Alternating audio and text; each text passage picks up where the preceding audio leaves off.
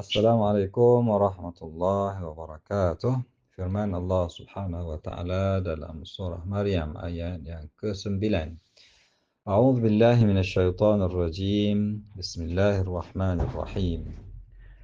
Qala kadzalika qala rabbuka huwa 'alayya hayyin wa qad khalaqtuka min qablu wa lam taku syai'a. Artinya, Allah berfirman, demikianlah akan terjadi. Tuhanmu berfirman, hal itu mudah bagiku. Sesungguhnya aku telah menciptakanmu dahulu, sedangkan engkau pada waktu itu belum ada sesuatu pun. Keterangan ayat. Allah Subhanahu wa taala menjawab pertanyaan Nabi Zakaria alaihi salam dengan menegaskan bahawa janji kelahiran anak itu pasti berlaku sebagaimana yang telah ditetapkan. Allah Subhanahu wa taala menjelaskan bahawa mencipta seorang anak walaupun dalam keadaan luar kebiasaan adalah perkara yang mudah baginya.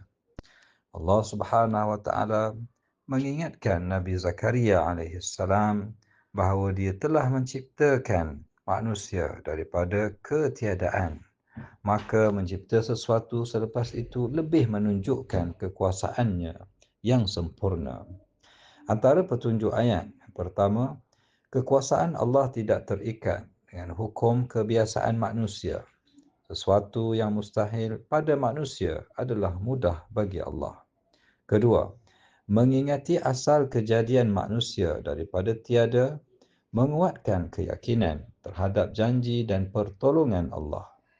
Ketiga, Allah mendidik hamba-Nya dengan hujah yang menenangkan hati, bukan sekadar perintah semata-mata. Kaedah beramal. Yang pertama, apabila berdepan dengan perkara yang sukar, ingatlah bahawa Allah yang menciptakan kita dari tiada.